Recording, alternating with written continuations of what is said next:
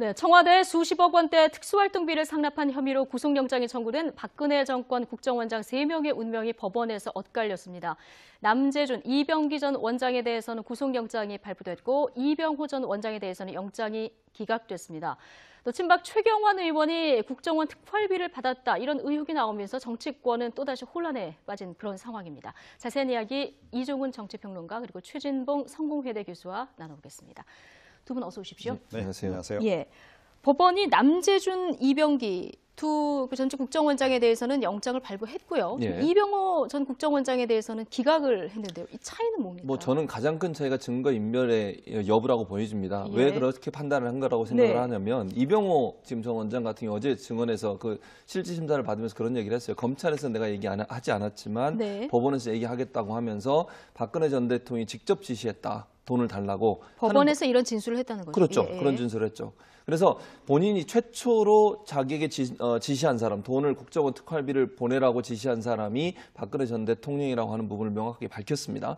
그 부분이 법원 입장에서는 이미 이분이 증거인멸의 여지가 좀 없지 않나 하는 판단을 했을 가능성이 있고요. 남재준, 이병기 두 전직 국정원장은 그런 얘기를 그렇게 법원에서 안 안 했죠. 했을까요? 지금 남재준 예. 전 국정원장 같은 경우는 끝까지 지금 최초 판사가 이렇게 물어봤어요. 예. 구속영장을 집행할 건지 말 건지를 결정하는 판사가 뭐라고 물어봤냐면 최초 지시자가 누굽니까? 그랬더니 잘 기억나지 않습니다. 최초 지시자. 예. 그런데 국회 인사청문회 갔을 때 안봉근 비서관이 그렇게 얘기한 것 같습니다. 이렇게 증언을 했어요. 예. 그러니까 지금 남재준 전 원장이나 그다음에 이병기 전 원장 같은 경우에는 이런 최초 지시자가 박근혜 전 대통령이라는 말을 하지 않았고요. 또 이병기 전 원장 같은 경우 잘 아시는 것처럼 5천만 원이던 걸 1억으로 올렸고 또 예. 이분이 비서실장으로까지 갔지 않습니까? 그러고 나서 어떤 일이 일어난지를 또 알고 있는 많은 정황이 있는 상황에서 정확히 법원에서 구속영장에 대한 심사를 받는 과정에서 많은 부분 소명하지 않았고 또 제대로 진술하지 않았던 부분들이 만약에 풀려났을 경우에는 밖에 나가서 다른 증거인멸할 가능성이 있다라고 보는,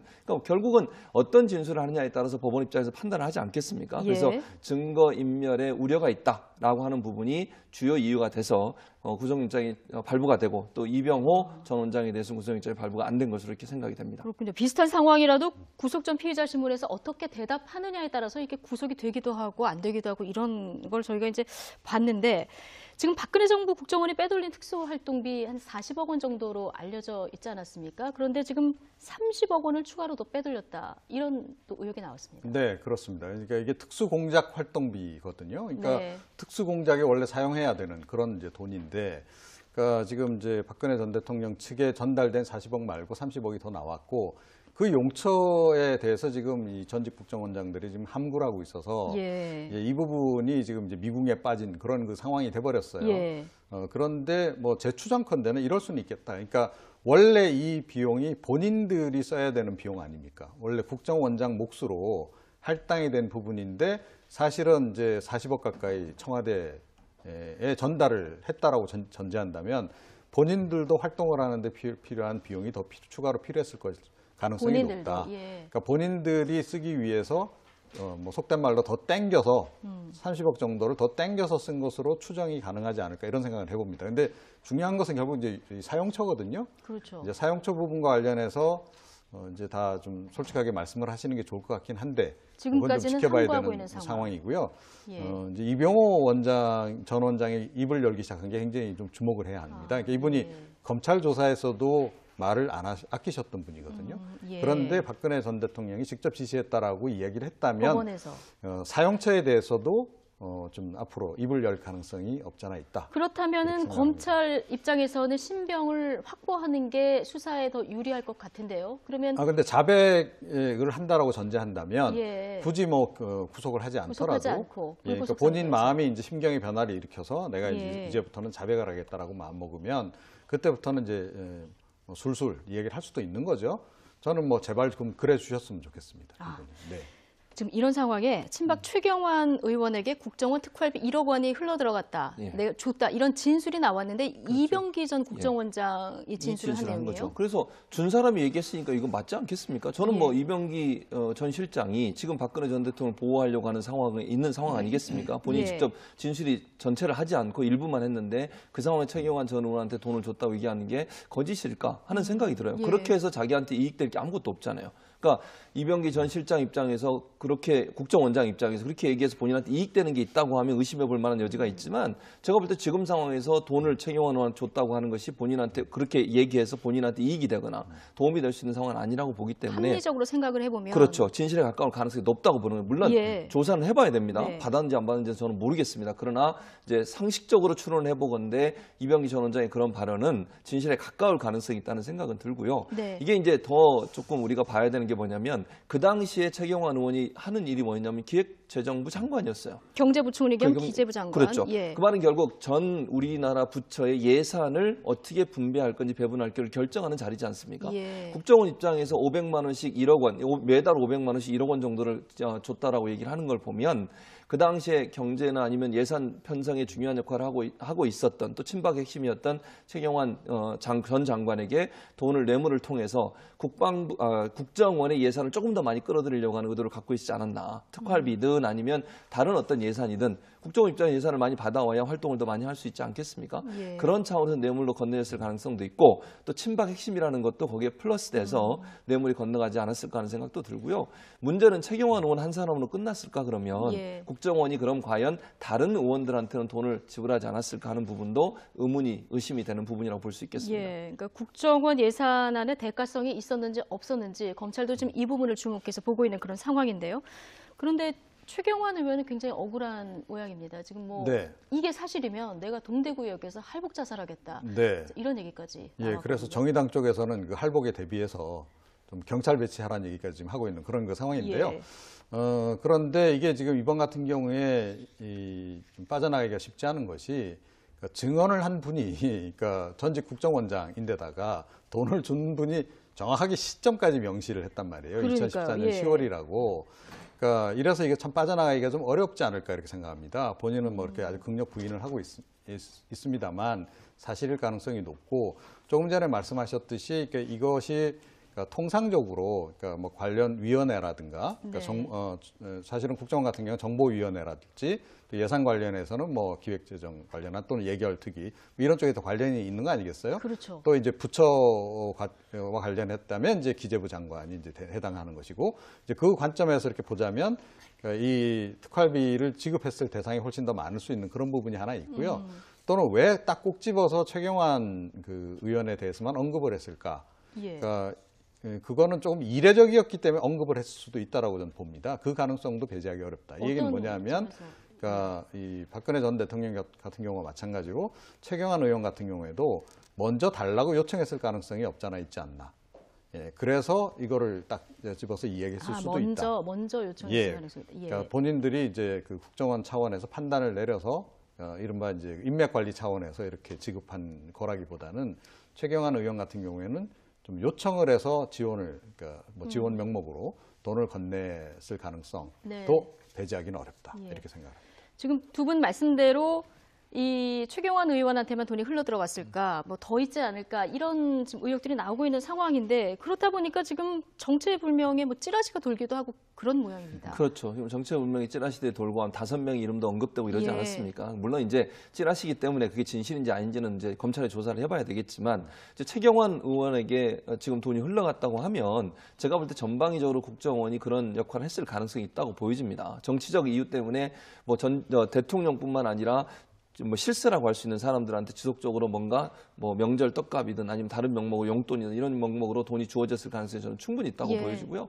그게 국정원이 이제 국내 정치에 개입하고 또 국내 정치인들을 대상으로 해서 본인들의 위상을 좀 더 확립시키고 또 국정원에게 여러 가지 이익될 수 있는 부분들을 찾아내려고 하는 의도를 갖고 일을 했을 가능성이 있다고 보여지고요. 거기에 특별활동비가 활용됐을 가능성이 충분히 있다고 보여지는 거죠. 근데 뭐 이 모든 그러니까 특별활동비라고 하는 것은 사실 대북 공작활동을 쓰라고 그렇게 예. 배정된 예산 아니겠습니까? 그 예산을 잘못된 부분 이렇게 정치인에게 돈을 주거나 아니면 본인들의 어떤 예산 확보를 위해서 장관에게 돈을 주거나 이렇게 했다면 국고 손실에 분명히 문제가 있는 거 아니겠습니까?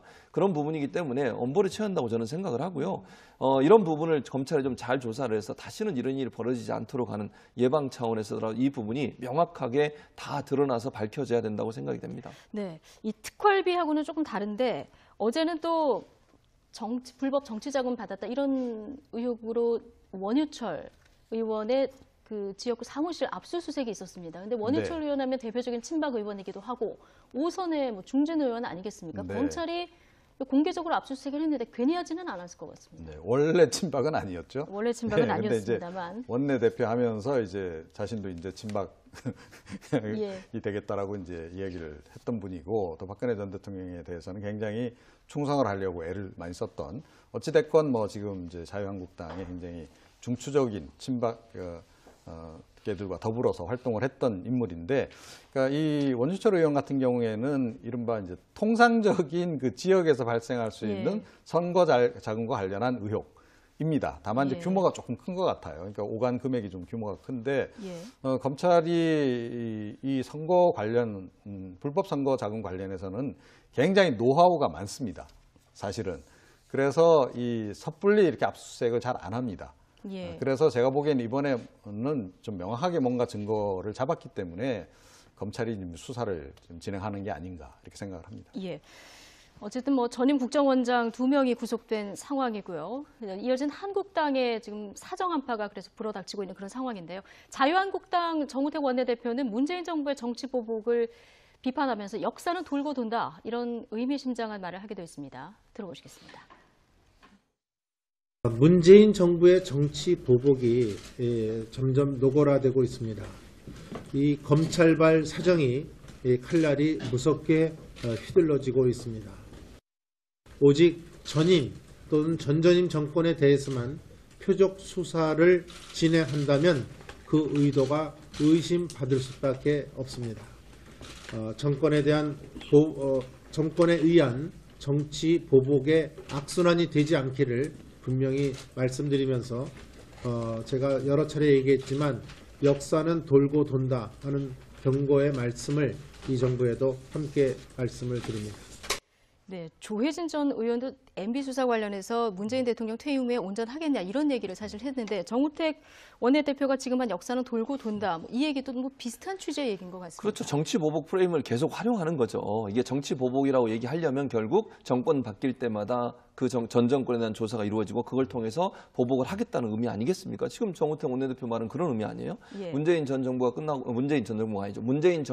나면 그 문재인 정부도 가만두지 않겠다 이런 얘기로 들리지 않습니까? 지금. 그건 결국 그거는 지금 문재인 정부가 추진하고 있는 이런 적폐청산의 문제를 어떤 정치 보복 프레임으로 만들려고 하는 시도라고 예. 봅니다. 저는요, 문재인 정부가 어떻게 하느냐에 따라서 이 정권이 끝나고 나서 문제가 없을 수 있는 거 아닙니까? 꼭 모든 정부가 문제가 있는 겁니까? 문제가 있었기 때문에 조사를 하는 거죠. 그런 차원에서 봐야 되는데 마치 모든 정권은 부패하고 그 정권은 다 나중에 말로가 좋지 않을 것이다. 이런 어떤 프레임을 가지고 접근하는 것은 바람직하지 않다고 보고요.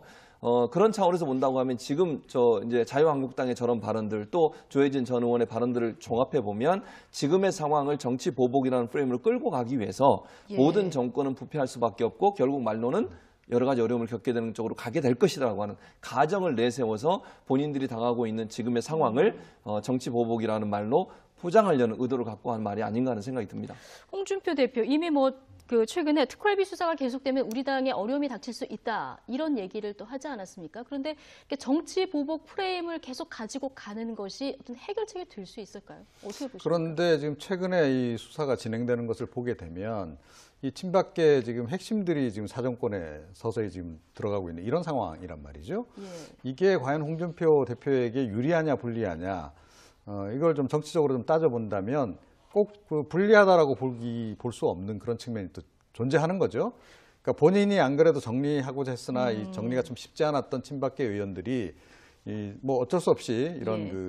뭐 불법으로 말미암아 이렇게 처벌을 받는 이런 상황으로 가게 되면 당연히 뭐 당적이 이제 정리될 수밖에 없는 거고 그러면 본인이 굳이 손에 이렇게 피를 피를 묻히지 않더라도 어떻게 보면 검찰이 자동적으로 정리해주는 그런 그 의미가 돼버리는 거죠. 네. 그러니까 결과적으로 그렇게 된다는 겁니다. 그 원치는 본인이 뭐 원했던 원하지 않았던 간에 그래서 뭐 제가 보기에는 그러니까 당분간은 약간 중립적으로 이렇게 계속 가시지 않을까.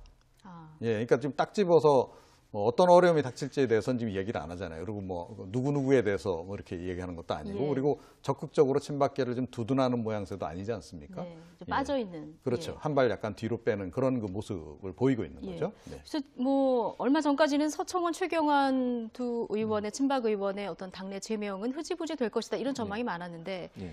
이렇게 되면은 지금 다시 제명 작업에 좀 속도를 내게 되는 걸까요? 그렇다 하더라도 정우택 예. 원내대표의 말을 오늘 들어볼 필요. 예. 오늘 정우택 원내대표가 뭐라고 얘기했냐면 스스로 물러나는 것이 좋겠다 이렇게 얘기했어요. 예. 의원총회에서 결정하는 것보다. 왜냐하면 의원총회를 열어서 만약에 이 문제를 다루다가 친박과 비박이 충돌하는 모습이 또 보여지면 자유한국당 입장에서는 그게 별로 좋은 이미지를 낳지 않지 않겠습니까? 결국 압박을 하는 거죠. 대신 의원총회라고 하는 어떤 대결의 장을 통해서가 아니라 자진을 해서 스스로 물러나도록 하는 부분으로 계속 압박을 가할 가능성이 있고요. 예. 만약에 이제 친박 뭐 지금 최경환 의원 같은 경우에 검찰 조사를 받게 된다고 하면 그런 공세가 더 세질 가능성이 있습니다. 그리고 이제 그게 안 통하면 막판에 가서는 이제 윤리위원회를 통해서 할 수는 있겠지만 제가 볼 때는 가능한 한 여론을 등에 업고 검찰의 수사의 결과를 등에 업고서 압박하고 그다음에 압력을 가해서 스스로 물러나도록 하는 방향으로 갈 가능성이 스스로. 있다. 왜냐하면 의총은 결국 열리는 순간 친박 비박 간의 충돌에 여러 가지 양상이 드러날 가능성이 있어서 그래서 만약에 또 통과가 안 되면 또 어떻게 되겠습니까? 그러면 또 홍준표 대표 입장에서 엄청난 또 이미지 타격을 받는 거 아니겠습니까? 그런 차원에서 본다면 아주 조심스럽지만 검찰의 수사 결과나 아니면 수사 내용들을 등에 업고 여론을 등에 업고서 스스로 물러나도록 하는 방향으로 작전을 펼 가능성이 있지 않나 하는 생각이 듭니다. 예, 어쨌든 지금 친박 의원들, 국정원 간부, 뭐 박근혜 정권의 핵심 권력들이 좀 수세에 몰린 그런 상황인데요. 이 특활비 관련해서 박근혜 정부 3명의 원장 모두 뭐 박 전 대통령으로부터 지시를 받았다 이런 뭐 진술이 있었고요. 친박 의원에게도 국정원 돈을 상납했다 이런 진술이 나온 마당에 박 전 대통령에 대한 수사는 불가피한 그런 상황이 됐습니다. 문제는 박 전 대통령 현재 국선 변호인 접견도 거부하고 재판도 보이콧하고 있는 그런 상황인데요. 그런데 허리 통증이 심한지 어제 병원에도 들렀다고 합니다. 이 내용 장민정 앵커가 정리해드립니다. 재판에도 안 나가고 국선 변호인 접견도 거부하고 외부와의 접촉을 아예 끊어버린 박근혜 전 대통령. 어떻게 지내고 있을까요? 구치소 생활 적응이 쉽지 않은 모양입니다. 어제는 신병치료차 병원에 갔습니다. 네, 문틈 사이로 겨우 보이는 사람 박근혜 전 대통령입니다. 마스크를 쓴 모습이 보이죠? 입소 전부터 말썽이었던 허리 통증 때문에 어제는 서울 성모병원에서 MRI를 찍었습니다. 박 전 대통령의 외부 진료는 지금까지 3차례 이루어졌는데요. 7월엔 발가락 부상으로, 8월에는 허리 통증으로 구치소 밖 병원에서 진료를 받았습니다. 최순실 씨도 같은 날 건강 이상을 호소했습니다. 심장이 문제였는데요. 병원에 다녀오느라 예정된 재판에도 오후에야 모습을 드러냈습니다. 최순실 씨는 숨쉬기 힘들다고 호소해 병원에 다녀왔는데요. 법정에 나온 최 씨는 병원에 못 가 지병이 악화되고 있다며 눈물로 석방을 호소했습니다. 최순실 씨는 모레 자정 2차 구속기간이 만료되는데요. 이경재 변호사는 구속기간이 연장되면 유엔 인권이사회에 제소하겠다는 입장을 밝혔습니다. 한편 박근혜 정부 시절 국회의장을 지낸 정의화 전 의장이 회고록을 냈는데요. 박 전 대통령 곁에 쓴소리를 하는 참모가 있었더라면 탄핵이라는 불명예를 뒤집어쓰지 않았을 것이라고 안타까워했습니다. 정말 쓴소리를 하는 참모가 몇 명만 있었더라면 이런 아쉬움이 국민들도 마음속에 이제 가지고 있는 부분인데 지금 박근혜 전 대통령 국선 변호인 접견도 거부하고 자료 협조도 안 하고 이런 상황입니다. 구치소까지 갔는데도 조사 거부해서 묵비권을 행사한다. 이래도 뭐 방법이 없는 거 아닙니까? 방법은 없죠. 그러니까 검찰 조사관들이 가서 조사를 시도하더라도 박근혜 전 대통령이 뭐 안 나올 수도 있고요. 예를 들면 구치소 안에서 있으면서 버틸 수도 있고 나오더라도 묵비권을 행사해서 발언 안 할 수도 있습니다. 뭐 그렇다 하더라도 절차는 밟을 거라고 봐요. 결국 본인한테 불리한 거 아니겠습니까? 아니 조사하는 과정에서 본인이 아무 얘기 안 한단 말은 검찰이 조사하려는 내용들을 인정하는 것으로 비춰질 수 있어요. 법원의 입장에서는. 질문했는데도 거기서 반발도 안 하고 거기에 대해서 본인의 입장을 얘기하지 않았다고 하는 것이 다 기록에 남지 않습니까? 그럼 진술서라고 하는 것이 말 안 했다고 해서 안 쓰는 게 아니고요. 질문 쓰고 대답 없음, 대답 없음, 대답 이렇게 해서 도장 찍고 오는 거거든요. 결국 박 전 대통령에게는 불리할 수밖에 없는 거죠. 재판에서 본인의 의사를, 본인의 생각을 충분히 얘기할 수 있는 기회를 줬음에도 불구하고 그걸 얘기하지 않았다고 하는 것은 어찌 보면 법원의 판단에서는 이 사람이 그걸 인정한다고밖에 볼 수 없는 그런 증거로 활용될 가능성이 있는 거죠.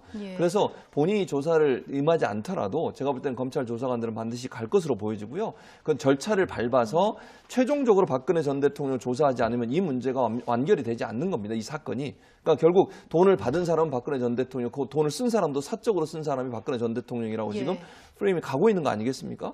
그 상황에서 최종적으로 돈을 받았고 돈을 내라고 지시했고 쓴 사람에 대한 조사 없이 이걸 이제 기소를 할 수 없는 상황이기 때문에 검찰 입장에서는 형식적으로라도 반드시 이 어떤 절차를 밟을 것이고요. 박근혜 전 대통령이 뭐 발언을 안 한다 하더라도 조사에 적극적으로 임하지 않는다 하더라도 그것은 본인한테 피해로 돌아올 가능성이 있다고 보여집니다. 예, 그러니까 이 국선 변호인들이 어떻게 변호를 해야 될지 참 곤란한 상황일 것 같다 이런 생각이 드는데 최순실 씨는 이번 주 일요일 19일이 구속기간 만료가 네. 됩니다. 그런데 울면서 석방해달라 이렇게 호소하고 있는 그런 상황이에요. 네, 그렇습니다. 그러니까 한 차례 지금 구속 기간을 연장을 했기 때문에 예. 그러니까 또 다시 연장하는 게 약간 좀 그 법원으로서도 부담스러운 그런 측면이 없지 않아 예. 있을 겁니다. 이제 그 기회를 놓치지 않는 거죠. 예. 그래서 이제 이번 기회에 반드시 이제 일단 나가겠다, 나오겠다. 예. 구치소 밖으로 나가겠다 이런 이제 전략을 펴는 것 같고. 안 되면 유엔 인권이사회 제소하겠다. 네, 이렇게 그것도 실제로 얘기를- 제소하고 안 하고는 그 다음 문제고 예. 일단은 이제 그 법원을 압박하는 카드로 지금 쓰는 게 아닌가 이렇게 예. 좀 생각이. 법원이 이런 압박을 네. 들어줄까요? 어떻게 보십니까? 그거보다는 네. 일단은 뭐 범죄의 중대성이랄지 뭐 이런 것을 이제 위주로 판단을 내리겠죠. 네, 그럴 예. 거라고 봅니다. 자, 그런가 하면은 지금 검찰 수사가 살아있는 권력으로까지 지금 가고 있는 그런 상황인데요. 전병헌 전 수석, 어제 이제 사의를 표명했고요. 그렇죠. 수사가 계속 되고 있는데 다음 주 중에 이제 소환될 거다 얘기가 나오고 있습니다. 예, 맞습니다. 예. 지금 현재 이제 비서관들이 구속이 된 상태 아니겠습니까? 예. 전직 비서관들이죠. 전직 비서관들이 돈을 받는 건 명확한 것 같고요. 또 전직 비서관들이 1억 1,000만 원 정도를 사적으로 이용한 것도 맞는 것 같고, 또 e스포츠의 사무총장도 사실은 구속이 됐는데 이 사람도 이제 전병헌 전 수석의 이제 측근인 것으로 알려지고 예. 있어서 조사가 불가피한 부분이 있습니다. 검찰 입장에서는 전병헌 전 수석을 조사하지 않는다면 국민적 여론의 비판을 받을 수밖에 없는 거고, 다만 이제 전병헌 전 수석은 지금 현재 본인은 뭐 죄가 없다고 하니까 예. 저는 나가서 충분히 본인이 만약 죄가 없다면 소명을 해야 한다고 생각을 하고요. 또 검찰이 전병헌 전 수석을 부를 때 증거를 가지지 않고 부르진 않지 않겠습니까? 예. 그래도 뭐 며칠 전까지 현직 수석이었는데 그 수사를 그렇게 허술하게 할 리는 없고요. 다양한 증거들이 있을 거로 생각이 되어져서 뭐 이제 검찰과 전병헌 수석의 조사가 어떻게 이루어지냐는 좀 두고 봐야 되겠지만 전병헌 수석한테는 그렇게 녹록한 상황은 아니라는 생각이 들고요. 예. 이제 이게 결국은 신호탄이라고 저는 봐요. 그러니까 검찰 입장에서는 청와대도 그렇고 검찰도 그렇고 뭐 이게 비리나 부정이 있는 사람들을 감싸지 않겠다고 하는 의미를 보여주는 거 아니겠어요?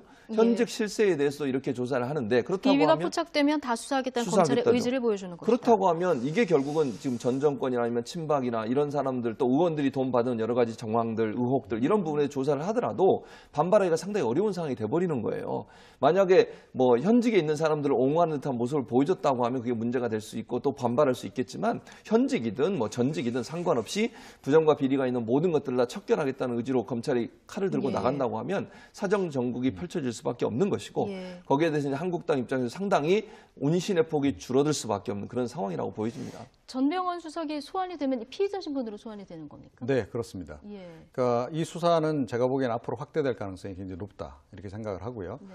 그러니까 본인은 지금 뭐 극력 부인을 하고 있습니다만 지금 여러 가지 증거들 또 언론 보도 나오는 것을 보면 이 스포츠 협회 자체가 전병헌에 의한 전병헌을 위한 이런 식으로 운영된 것으로 지금 보인다는 거죠. 정황들이 지금 다 그렇게 지금 예. 나오고 있어요. 그리고 이제 국회에서 통상적으로 국회의원들이 이제 밑에 보좌관들을 활용해서 이런 그 단체를 만들고 활용하는 그 패턴하고 지금 거의 흡사합니다. 그래서 어떻게 보면 이제 굉장히 고전적인 형태로 이 지금 자금 운영을 하는 흔적들이 지금 드러나고 있어서 예. 빠져나가기가 제가 보기엔 이 건도 굉장히 쉽지 않다. 그런데 이제 수사가 앞으로 확대될 부분은 이제 전 전 수석에 대한 부분보다는 그러니까 롯데홈쇼핑이 그 로비를 과연 전 수석에게만 했겠는가 하는 예. 그 부분이라는 역시 거죠. 마찬가지로. 예. 예. 그러니까 그때 이제 전병헌 전 수석이 그 당시에 이제 야당 간사를 했습니다. 그런데 예. 통상적으로 뭐 입법이든 예산이든 관련해서 이제 로비를 하게 되면 단체든 기업이든 예. 이 순서가 일단 위원장 우선 이제 로비를 하죠. 그리고 뭐 꼭 금전이 오가지 않더라도 그 다음에 이제 여당 간사입니다. 그런데 그 당시에 이제 뭐 그 위원장이 홍문정 어떻게 보면 친박계 핵심 예. 의원이라는 거죠. 그래서 홍문정 의원 같은 경우도 수사 대상에 올라갈 가능성이 지금 개연성이 있는 거고요. 그러니까 뭐 어떻게 될지는 모르겠습니다만. 그리고 이제 그 당시 이제 여당 간사 했던 이제 뭐 친이계이긴 하지만 조혜진 전 의원 그리고 이제 뭐 또 다른 또 친이계 또 전 의원이 있습니다. 자, 이런 식으로 수사가 조금 확대될 가능성이 높다. 그리고 이제 그러니까 로비 순서를 이야기하면 위원장, 여당 간사, 야당 간사, 그 다음에 위원들 중에서 그러니까 권력 실세. 그러니까 친박계 뭐 의원들이 좀 되겠죠.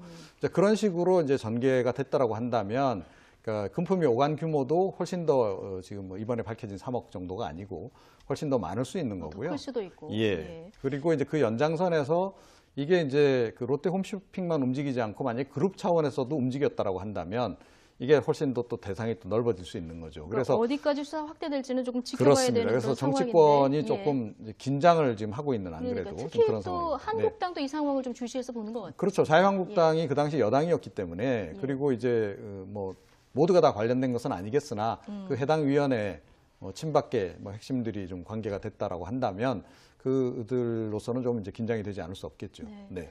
어쨌든 전병헌 수석이 사의를 표명했고 지금 정무수석 자리가 공석 아니겠습니까? 네. 청와대도 부담이 굉장히 많을 것 같은데 지금 뭐 앞으로 인사라든가 예산이라든가 국회랑 협의할 게 굉장히 많은데 정무수석이라는 자리가 이게 국회와의 가교 역할을 해야 되는 그런 자리잖아요. 맞습니다. 예. 사실 근데 전병헌 전 수석이 이제 정무수석 있으면서 이 부분에 조금 부족함이 있었다는 여론들이 많이 있었어요. 예. 사실은 정무수석이라고 하면 야당 대표도 만나고 야당 국회의원들 만나서 설득하고 이런 일을 많이 했어야 되는데 이제 그런 부분들이 그렇게 많이 이렇게 언론에 드러나거나 뭐 이런 경우가 별로 없었거든요. 그래서 조금 부족함이 있다는 그런 지적도 있어서 이번에는 아마 정무수석을 그런 일을 잘할 분으로 선정할 것으로 생각이 됩니다. 네. 그러니까 뭐 여러 가지 뭐 지금 적폐청산이라고 하는 문제와 맞물리면서 뭐 전 정권이나 아니면 친박이나 또는 뭐 자유한국당 이런 야당들이 반발하고 있는 상황이니까 그 반발하는 사람들과 좀 친분이 있거나 또는 평소에 의원으로서 관계가 있었던 분들을 좀 선택해서 그분들이 가서 그분들이 적극적으로 협치에 대한 설득도 하고 또 정부가 추진하는 정책에 대해 설득할 수 있는 그런 능력과 경륜을 갖춘 분이 되지 않을까 하는 생각이 들고요. 그러면 아마 현직이든 전직이든 국회의원 출신이 될 가능성이 있다는 생각이 들고 아마 이제 정무수석을 조금 더 잘 활용을 하게 되면 결국은 청와대 입장에서는 그 야당과의 어떤 통로, 커뮤니케이션 통로를 만들 수 있는 기회가 되기 때문에 이번 기회에 조금 그런 일을 잘 할 수 있는 분이 선택됐으면 하는 그런 바람이 있습니다. 그러니까 뭐 그 활동을 그렇게 활발하게 하지 않았다라고 이제 지적을 하셨는데요. 그럼에도 불구하고 전병헌 전 수석 같은 경우에는 그 다선 의원이기도 하고 네. 또 뭐 출발을 일단 동교동계로부터 출발을 했기 때문에 그러니까 국민의당하고 협치 구조를 만드는 데 있어서 굉장히 중요한 역할을 했죠. 그리고 사실은 국민의당하고 협치 구조를 만들지 않으면 예산안 법안 하나도 지금 처리 못하는 상황 아닙니까? 국회도 많이 찾아가고 있었죠. 예. 자, 그런 측면에서 이제 굉장히 중요한 역할을 사실은 이제 해왔기 때문에 겉으로 드러나지 않더라도 그런데 앞으로 이제 어떻게 보면 이제 공백을 누가 이제 메울 것이냐가 이제 굉장히 중요하지 않을까 이렇게 생각이 되고요. 어쩌면 좀 전격적인 카드가 나올 수도 있다라고 생각을 전격적인 합니다. 카드. 어떤 카드가 나올까요? 뭐 야권 출신이 들어갈 수도 있겠죠. 예. 오히려 그렇게 생각을 합니다. 야권 출신을 하면은 한국당까지는 그렇다고 가지 않을 것 같고요. 자유한국당까지는 안 갈 예, 테고요. 뭐 바른정당이나 국민의당하고 국민의당. 아무래도 소통이 좀 잘 될 수 있는 네. 그런 쪽을 선택하지 않을까. 이런 깜짝 카드가 나올 수도 있겠다. 그럴 수도 있겠습니다. 네. 네, 이런 전망까지 들어봤습니다. 어쨌든 지금 정치권은 전반적으로 좀 살얼음판인 그런 상황인데요. 근데 뭐 지진이라는 큰 재난이 있었기 때문에 지금 정치인들 발길도 그쪽으로 많이 이어지고 있는 그런 상황인데요. 한국당의 홍준표 대표도 어제 지진 피해 지역인 포항을 찾았습니다. 그런데 이 피해 현장에서 친박 김태흠 의원과 묘한 신경전을 벌이기도 했는데요. 일단 들어보시죠. 자, 대표님 저는 헤어지겠습니다. 땡큐. 김태훈이가 반성 많이 했네.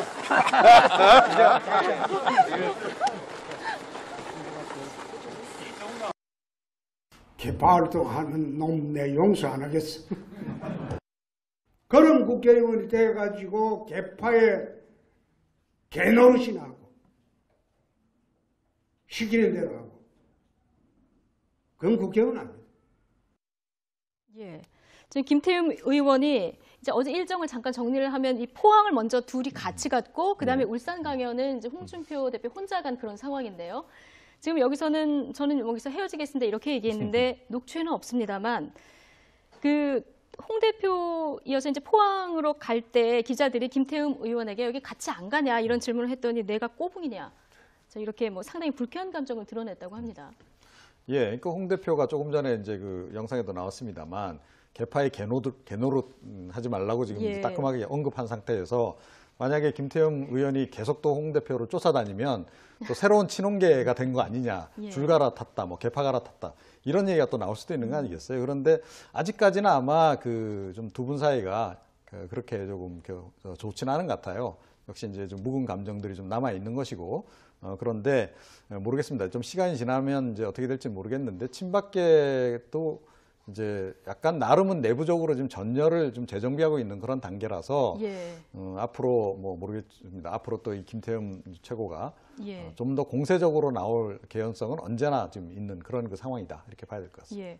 홍준표 대표 뭐 개파 없이 지금까지 본인 말대로 독고다이로 정치를 해온 분이기 때문에 개파 청산 얘기를 굉장히 강조해서 여러 차례 위기가 있을 때마다 하지 않습니까? 그렇죠.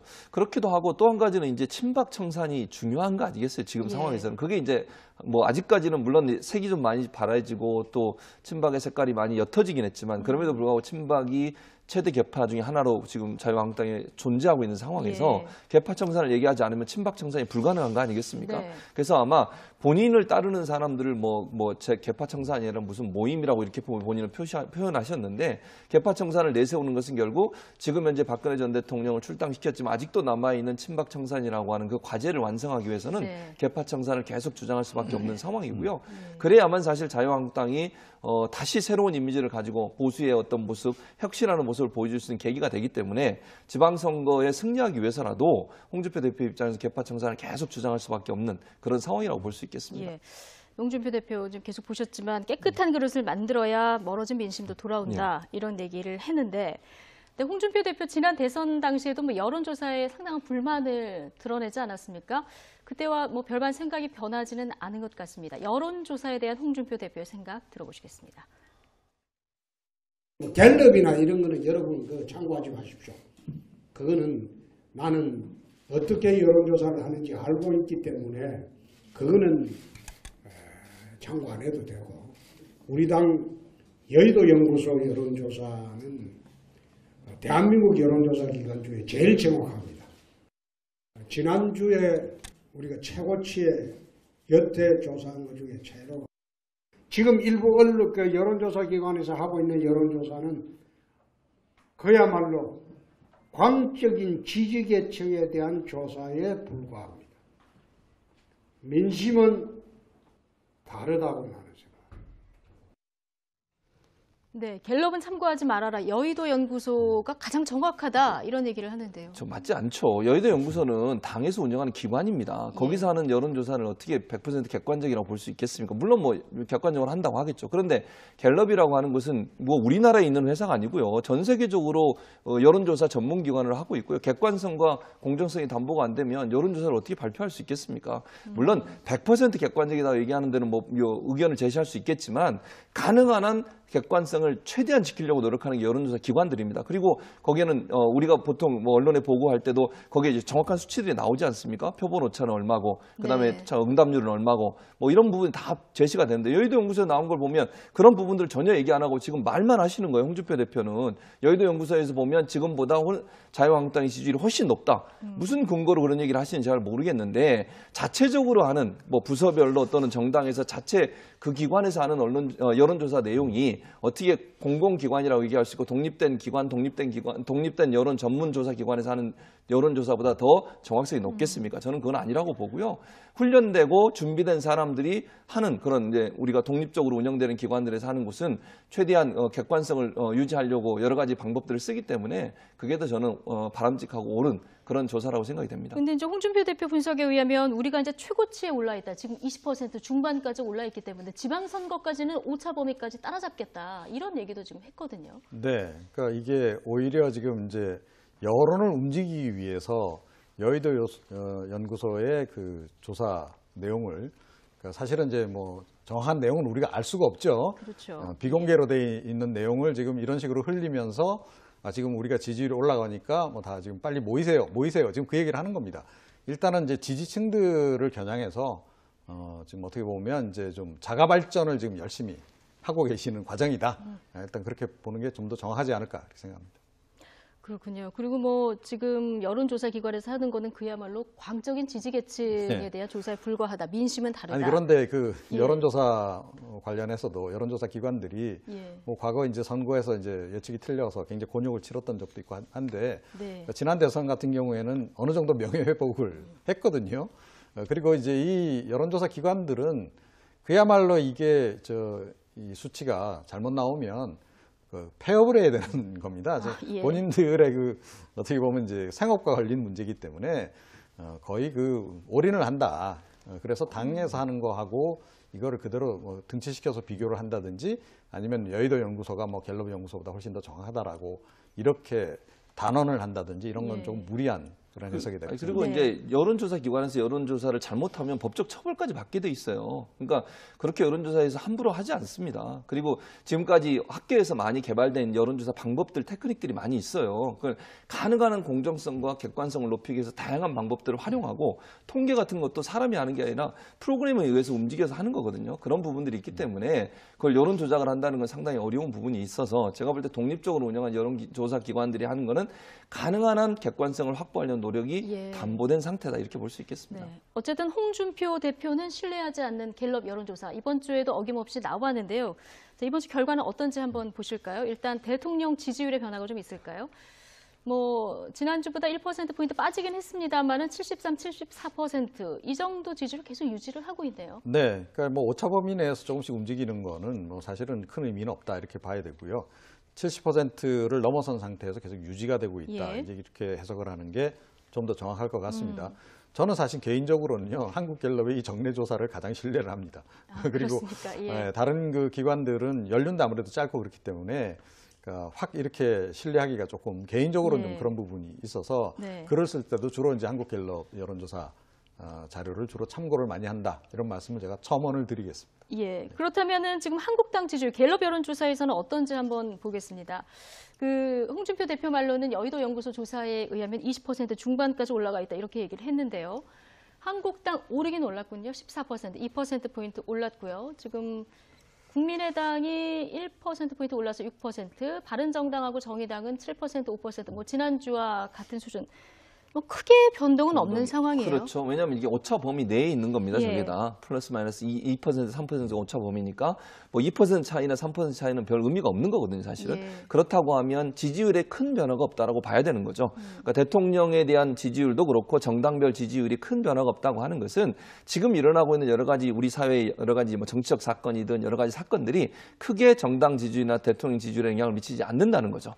그 말은 저는 또 다르게 얘기하면 문재인 정부가 추진하고 있는 여러 가지 정책들에 대해서 일정 부분 안정성을 가지고 추진되고 있다고 보는 것이고 예. 국민들이 그거에 대해서 특별히 요동하거나 아니면 영향을 받는 그런 상황은 아니다라는 그런 모습이 저 여론조사 결과에서 우리가 분석해 볼 수 있는 부분이라고 생각이 됩니다. 예. 아니 뭐 굳이 이제 자유한국당에 유리하게 해석을 하자면 그러니까 근소하게 이제 지지율이 좀 올라간 거죠. 예. 그건 이제 바른정당에서 일부 의원들이 되돌아오고 약간의 통합 효과가 이제 나타나는 것으로 우리가 해석을 할 수 있겠습니다. 그런데 사실은 기대했던 것만큼은 큰 폭으로 움직이지 않았고요. 또 지금 바른정당의 지지율도 변동이 없다는 거죠. 그러니까 예. 사실은 바른정당 지지율이 내려가면서 그만큼이 이제 자유한국당 쪽으로 더해져서 올라가야 보수층이 맞는데 그런데 이 바른정당 지지율이 그대로 있는 상태에서 자유한국당의 지지율이 소폭 올랐다면 그러니까 집 나간 집토끼들이 일부 돌아왔다. 이런 일부, 집 정도로 나간 집토끼들은 일부 돌아왔다. 예, 그런 정도의 해석이 좀 더 합리적이지 않을까 이렇게 생각합니다. 예. 어쨌든 정당 지지율을 계속 보면 국민의당 뭐 4등 아니면 꼴등 지금 계속 그렇게 나오고 있어서 국민의당도 지지율이 답보 상태는 여전한 그런 상황인데요. 바른정당과의 연대가 이 상황에서 돌파구가 될 수 있을까요? 안철수 대표 어제 한 대학 가결에서 연대, 통합의 강한 의지를 다시 한번 비췄습니다. 들어보시겠습니다. 이념 정당이 아니라 문제 해결 정당, 그리고 합리적 개혁 정당, 그런 것들이 하나의 새로운 정체성, 우리의 필요한 새로운 정체성이고 그게 바로 국민의당이 나가려고 하는 방향이고 또 바른정당이 나가려고 하는 방향이라고 믿습니다. 양당 구도로 다시 또 회귀하려고 하는 그 흐름이 굉장히 강합니다. 지금도 이제 보면은 아시겠습니다만. 그래서 그것을 저지하기 위해서 연대와 통합, 그러니까 정치 구도 재편이 필요하다는 말씀 드리겠습니다. 네, 안철수 대표는 이제 국민의당의 큰 역할로 다당제를 실현시켰다. 이 부분을 국민의당의 큰 성과로 지금까지 얘기하고 있는데 지금 다시 양당제로 회귀하려고 하니까 이런 상황이라면 연대 통합 생각해 봐야 된다. 이런 주장을 지금 계속 하고 있는 그렇죠. 지금 상황이죠. 만약에 그렇게 안 되면 사실은 국민의당도 어떻게 될지 모르는 상황이에요. 원심력이 점점 커지고 있는 거 아닙니까? 자유한국당과 민주당이 돌고 있는 그 원심력이 너무 커져서 외부의 힘들을 끌어들일 수 있는 상황이 돼버렸어요. 네. 그러니까 여차하면 정계개편이 일어나게 되면 양당 체제로 다시 분열될 수 있는 상황이 돼버렸고 그렇게 되면 안철수 지금 대표의 정체성이라든지 정치적 입지가 엄청나게 줄어듭니다. 설 자리가 없는 거 아니겠습니까? 그렇다고 안철수 대표가 지금 민주당에 들어갈 수 있겠습니까? 아니면 자유한국당에 들어갈 수 있겠습니까? 제가 볼 때는 불가능하다고 보거든요. 그런 상황이라고 하면 그 상황에서 자기가 살 수 있는 게 제3의 길을 가는 수밖에 없다는 거죠. 그것이 세를 키우기 위해서는 바른정당과의 통합이 필요하다고 판단했을 것이고 그래서 저렇게 계속 통합과 그다음에 연대를 계속 주장을 하고 있는 거죠. 근데 문제는 뭐냐면 국민의당 내 호남계는 저 의견에 대해서 아주 반발을 하고 있는 상황이라는 거예요. 쉽지 않다는 거죠. 그러니까 바른정당을 끌어들이려다가 도리어 국민의당이 두 쪽 나는 그런 상황까지도 상정해 볼 수 있는 상황이기 때문에 상당히 살얼음 판을 걷고 있는 거라고 저는 보고요. 저분이 저렇게 계속 나가다가 만약에 어느 순간 부딪혀져서 국민의당의 일부가 만약에 이탈이 나와서 새로운 정당을 만들든 아니면 민주당으로 들어가게 되면 제가 볼 때는 제3의 길을 본인이 추구하시는 제3의 길이 상당히 어려워질 수 있다. 그래서 소수 정당으로 그냥 소멸할 수 있는 그런 위험성까지도 상정해 볼 수 있는 그런 상황이라고 보여집니다. 기로에 놓여 있군요. 그런데 뭐 이런 안 대표하고는 반대로 국민의당 호남 중진들 반발, 좀 극에 달한 상황입니다. 박지원 의원 그리고 정동영 의원 생각은 어떤지 들어보시겠습니다. 우리가 여당도 아니고 제일 야당도 아니고 40석에서 뭐 대석 붙여봐야 거기서 거긴데 뭘 연대한다는 거예요. 명분상에도 그렇고 정치적 실리 면에서도 조금 전응아들이 하는 것 아닌가. 통합은 동의하지 못하겠다고 하는 의원들 한 10분이나 한 20분 정도 이렇게 나와가지고 다시. 왜 10분을 얘기해요? 훨씬 많은데. 그래요? 우리를 뭐 한국당 정도 아니 바른정당 정도 취급하려고 그래요? 20명 정도. 우리도 원내교섭단체가 돼야 할 수 있죠. 지금 안철수 대표는 재벌 오너 같은 정치를 하고 있는 것 아닌가 하는 생각이 듭니다. 네. 본인이 지금 계속 무리수를 두는 거거든요. 지난번에 전당대회 당대표 출마한 것도 아주 무리수고요. 그것도 저는 실패작이라고 생각합니다. 2달 내에 당 지지율이 올라가지 않으면 당은 희망이 없다. 그렇기 때문에 내가 나와야 된다. 그런데 석 달이 다 들어가는데 더 가라앉지 않습니까?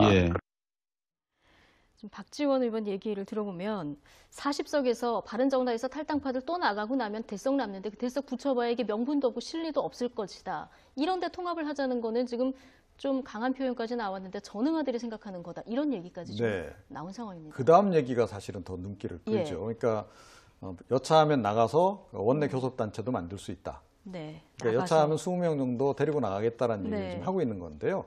왜 10명만 얘기하느냐. 나갈 사람 더 많다. 그렇습니다. 근데 이 데리고 나간다는 데 방점이 찍힌 게 아니고 사실은 지금 호남계 중진들은 안철수 밀어내기를 지금 하고 있는 겁니다.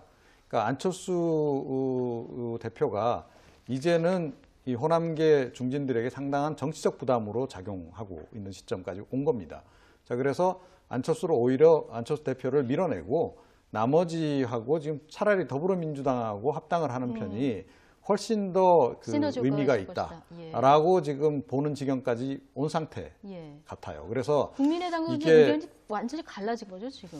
지금 심리적으로는 거의 갈라진 상태 같습니다. 그래서 이게 좀 봉합이 쉽지 않을 것 같고 이거를 봉합을 하려면 안철수 대표가 정말로 정치력을 발휘를 해야 되거든요.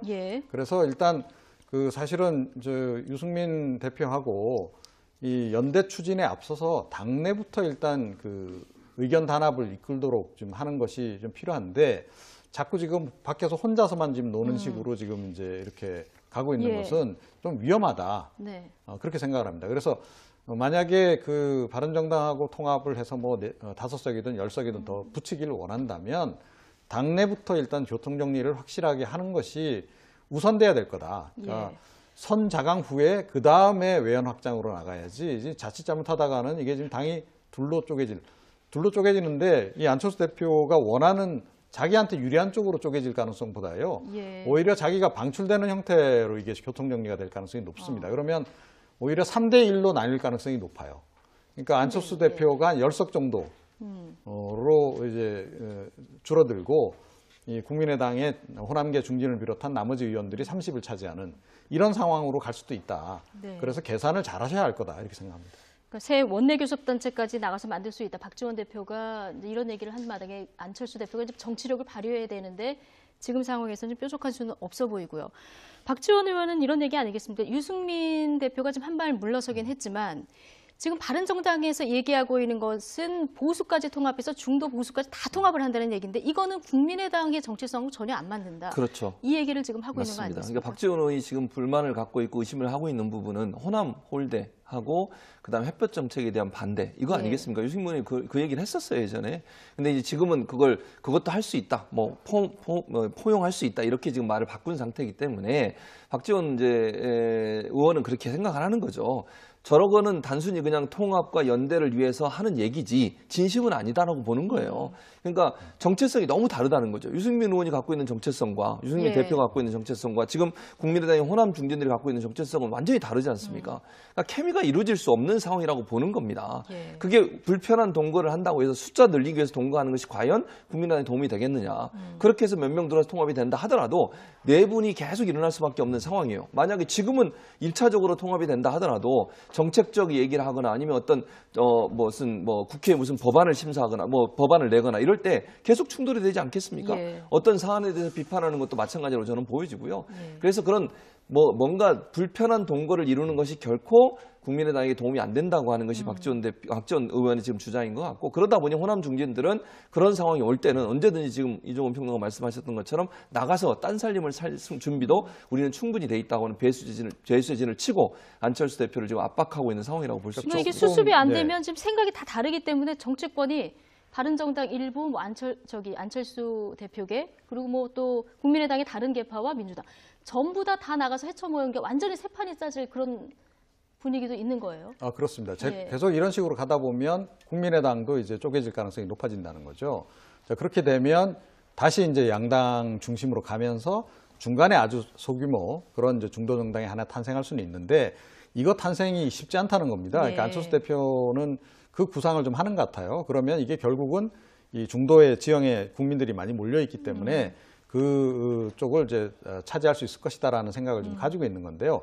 당장 이게 다음에 지금 총선이 임박해 있는 상황이라든가 이렇다면 이 수도 지금 맞아 떨어지는 수가 될 수 있는데 총선은 아직 한참 뒤라는 겁니다. 그렇죠. 그리고 지방선거에서 얼마 정도 영향력을 발휘해서 예를 들어서 단체장을 많이 창출하더라도 중앙정치 무대에서의 영향력이라고 하는 것은 일단 한계가 있을 수밖에 없다는 거거든요.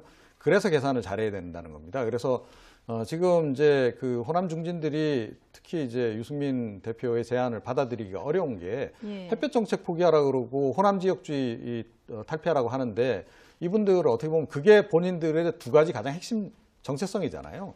그거를 이제 포기하라고 하니까 그 포기가 쉽지 않을 뿐만 아니라 유승민 대표가 왜 그 요구를 자꾸 하겠는가. 결국은 합당까지는 원하지는 않는 것이고 설령 그 합당을 하더라도 그러니까 지분을 과도하게 요구하고 있는 거죠. 그러니까 지금 국민의당이 의석이 40이고 예를 들어서 바른정당 잔류파가 다 오더라도 10석인데 4대1 지분으로 나누자는 얘기가 아니고 유승민 대표 얘기는 결국은 5대5 내지는 6대4로 오히려 더 많이 달라라고 지금 이야기하는 이런 상황이기 때문에 이게 거래 성사가 좀 쉽지 않은 그런 상황이다 이렇게 생각을 합니다. 어쨌든 박지원 의원은 감옥 가면서도 내가 지켜온 정체성이다.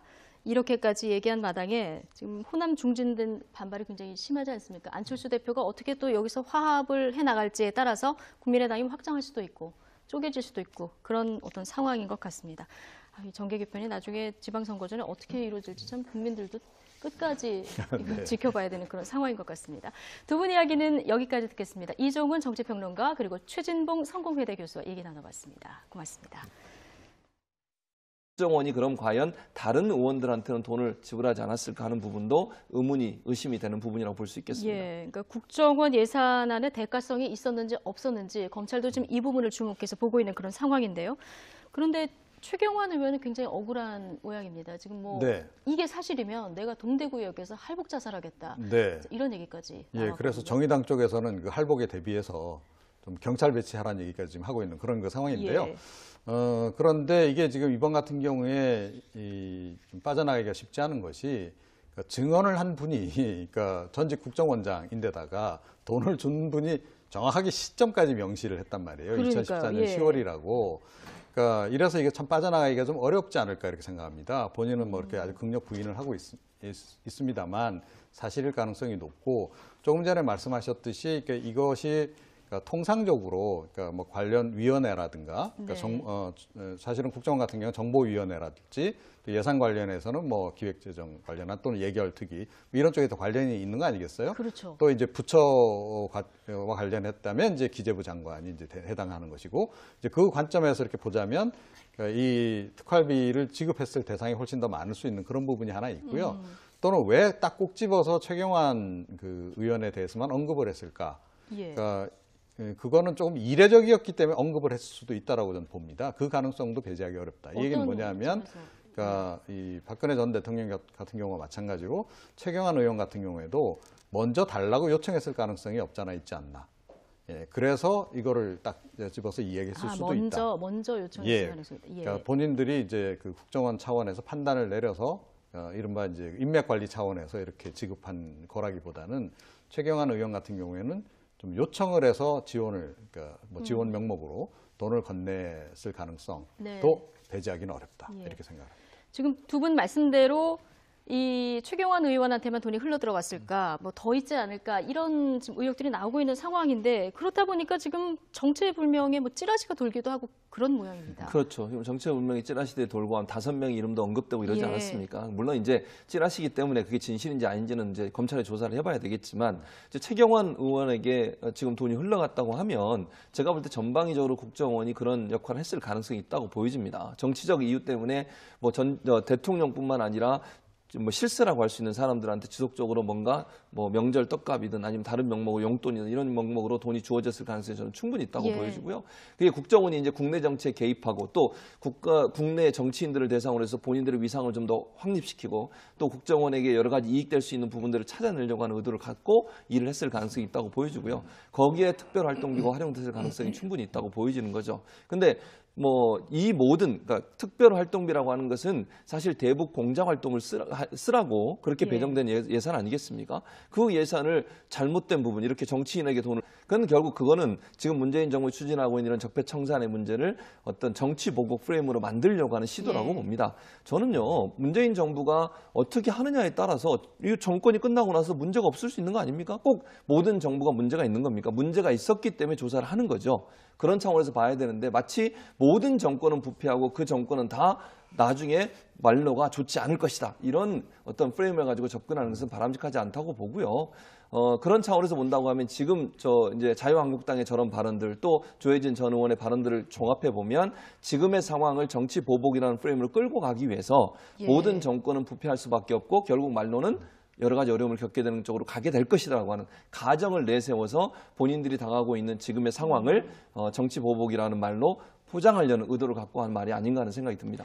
홍준표 대표 이미 최근에 특활비 수사가 계속되면 우리 당에 어려움이 닥칠 수 있다 이런 얘기를 또 하지 않았습니까? 그런데 정치 보복 프레임을 계속 가지고 가는 것이 어떤 해결책이 될 수 있을까요? 어떻게 보십니까? 그런데 지금 최근에 이 수사가 진행되는 것을 보게 되면 이 친박계 지금 핵심들이 지금 사정권에 서서히 지금 들어가고 있는 이런 상황이란 말이죠.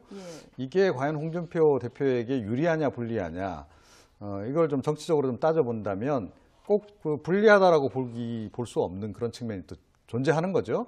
그러니까 본인이 안 그래도 정리하고자 했으나 이 정리가 좀 쉽지 않았던 친박계 의원들이 뭐 어쩔 수 없이 이런 뭐 불법으로 말미암아 이렇게 처벌을 받는 이런 상황으로 가게 되면 당연히 뭐 당적이 이제 정리될 수밖에 없는 거고 그러면 본인이 굳이 손에 이렇게 피를 묻히지 않더라도 어떻게 보면 검찰이 자동적으로 정리해주는 그런 그 의미가 돼버리는 거죠. 그러니까 네. 결과적으로 그렇게 된다는 겁니다. 그 원치는 본인이 뭐 원했던 원하지 않았던 간에 그래서 뭐 제가 보기에는 그러니까 당분간은 약간 중립적으로 이렇게 계속 가시지 않을까.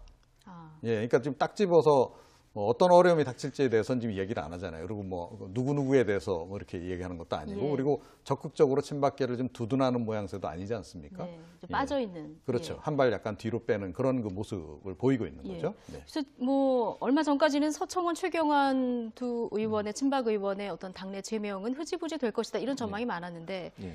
이렇게 되면은 지금 다시 제명 작업에 좀 속도를 내게 되는 걸까요? 그렇다 하더라도 정우택 예. 원내대표 말을 오늘 들어볼 필요. 예. 오늘 정우택 원내대표가 뭐라고 얘기했냐면 스스로 물러나는 것이 좋겠다 이렇게 얘기했어요. 예. 의원총회에서 결정하는 것보다. 왜냐하면 의원총회를 열어서 만약에 이 문제를 다루다가 친박과 비박이 충돌하는 모습이 또 보여지면 자유한국당 입장에서는 그게 별로 좋은 이미지를 낳지 않지 않겠습니까? 결국 압박을 하는 거죠. 대신 의원총회라고 하는 어떤 대결의 장을 통해서가 아니라 자진을 해서 스스로 물러나도록 하는 부분으로 계속 압박을 가할 가능성이 있고요. 예. 만약에 이제 친박 뭐 지금 최경환 의원 같은 경우에 검찰 조사를 받게 된다고 하면 그런 공세가 더 세질 가능성이 있습니다. 그리고 이제 그게 안 통하면 막판에 그러니까 원래 이 비용이 본인들이 써야 되는 비용 아닙니까? 원래 국정원장 몫으로 할당이 된 부분인데 사실은 이제 40억 가까이 청와대에 전달을 했다라고 전제한다면 본인들도 활동을 하는데 필요한 비용이 더 추가로 필요했을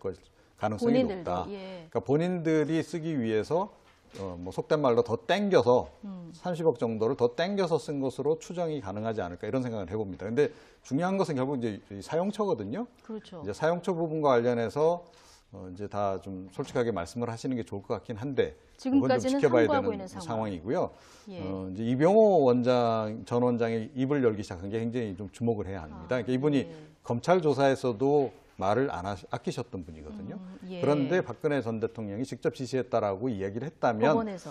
사용처에 대해서도 좀 앞으로 입을 열 가능성이 없잖아 있다. 그렇다면은 검찰 입장에서는 신병을 확보하는 게 수사에 더 유리할 것 같은데요. 그러면 근데 자백을 한다라고 전제한다면 예. 굳이 뭐 구속을 하지 구속하지 않더라도 않고 그러니까 불구속 본인 상태에서. 마음이 이제 심경의 변화를 일으켜서 내가 예. 이제부터는 자백을 하겠다라고 마음 먹으면 그때부터는 이제 술술 얘기를 할 수도 있는 거죠.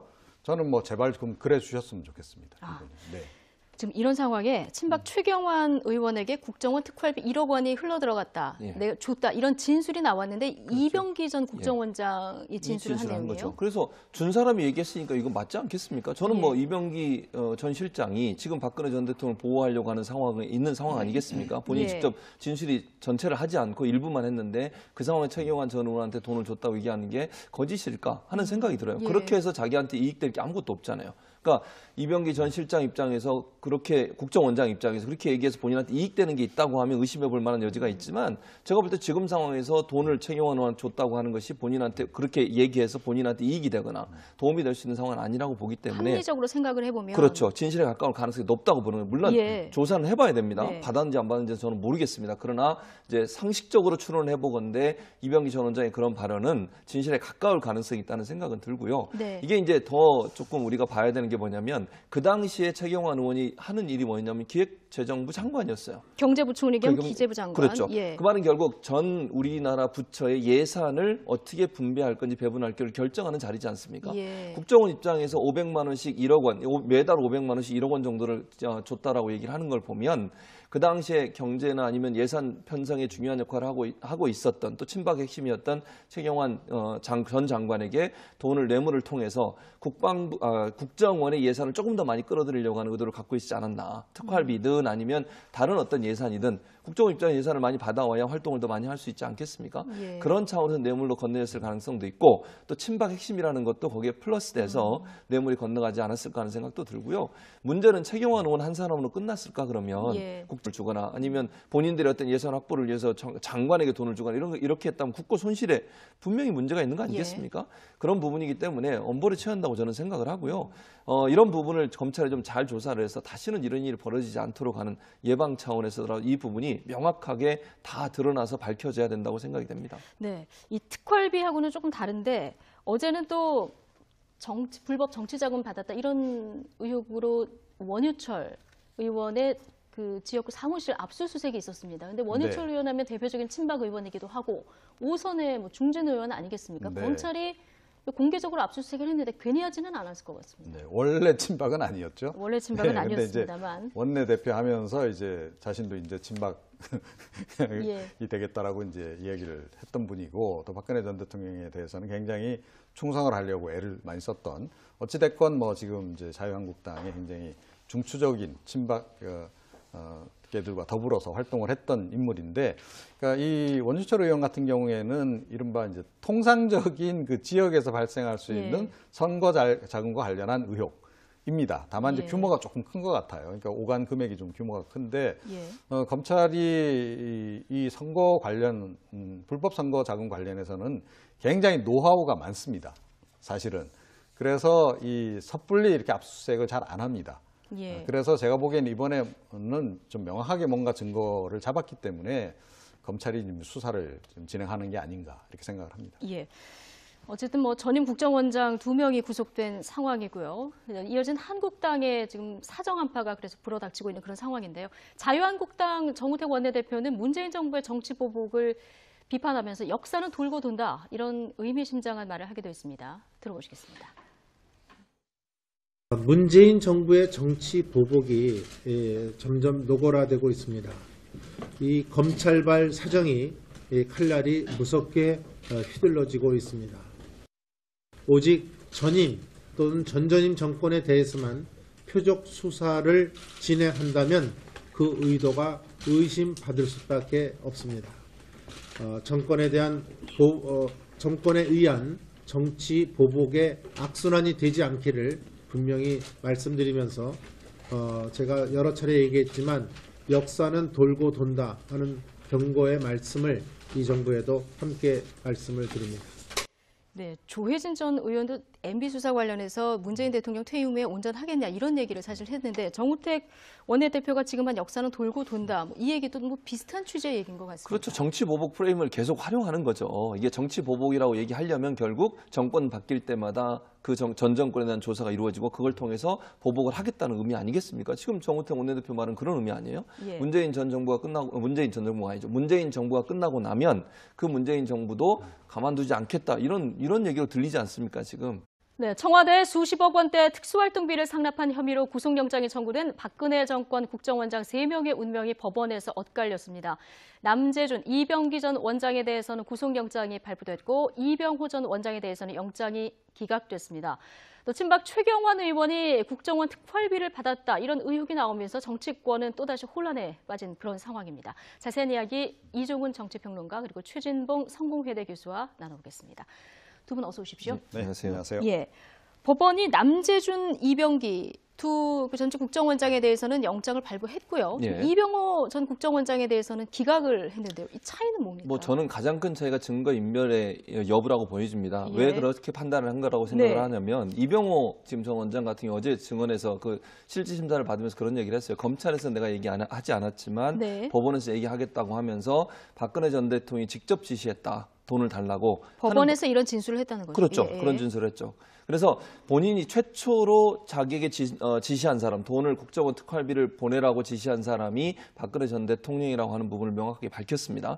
그 부분이 법원 입장에서는 이미 이분이 증거인멸의 여지가 좀 없지 않나 하는 판단을 했을 가능성이 있고요. 남재준, 이병기 두 전직 국정원장은 그런 얘기를 그렇게 안 했죠. 했을까요? 지금 남재준 전 국정원장 같은 경우는 끝까지 지금 최초 판사가 이렇게 물어봤어요. 구속영장을 집행할 건지 말 건지를 결정하는 판사가 뭐라고 물어봤냐면, 최초 지시자가 누굽니까? 그랬더니 잘 기억나지 않습니다. 최초 지시자. 그런데 국회 인사청문회 갔을 때 안봉근 비서관이 그렇게 얘기한 것 같습니다, 이렇게 증언을 했어요. 그러니까 지금 남재준 전 원장이나 그다음에 이병기 전 원장 같은 경우에는 이런 최초 지시자가 박근혜 전 대통령이라는 말을 하지 않았고요. 또 이병기 전 원장 같은 경우 잘 아시는 것처럼 5천만 원이던 걸 1억으로 올렸고, 또 이분이 비서실장으로까지 갔지 않습니까? 그러고 나서 어떤 일이 일어난지를 또 알고 있는 많은 정황이 있는 상황에서 정확히 법원에서 구속영장에 대한 심사를 받는 과정에서 많은 부분 소명하지 않았고, 또 제대로 진술하지 않았던 부분들이 만약에 풀려났을 경우에는 밖에 나가서 다른 증거 인멸할 가능성이 있다라고 보는, 그러니까 결국은 어떤 진술을 하느냐에 따라서 법원 입장에서 판단을 하지 않겠습니까? 예. 그래서 증거 인멸에 우려가 있다라고 하는 부분이 주요 이유가 돼서 구속영장이 발부가 되고 또 이병호 전 원장에 대해서 구속영장이 발부가 안 된 것으로 이렇게 생각이 됩니다. 그렇군요. 비슷한 상황이라도 구속 전 피의자 신문에서 어떻게 대답하느냐에 따라서 이렇게 구속이 되기도 하고 안 되기도 하고 이런 걸 저희가 이제 봤는데 지금 박근혜 정부 국정원이 빼돌린 특수활동비 한 40억 원 정도로 알려져 있지 않았습니까? 그런데 지금 30억 원을 추가로 더 빼돌렸다. 이런 또 의혹이 나왔습니다. 네, 그렇습니다. 그러니까 이게 특수공작 활동비거든요. 그러니까 네. 특수공작에 원래 사용해야 되는 그런 이제 돈인데, 그러니까 지금 이제 박근혜 전 대통령 측에 전달된 40억 말고 30억이 더 나왔고, 그 용처에 대해서 지금 이 전직 국정원장들이 지금 함구를 하고 있어서 예. 이 부분이 지금 이제 미궁에 빠진 그런 그 상황이 돼버렸어요. 예. 그런데 뭐 제 추정컨대는 이럴 수는 있겠다.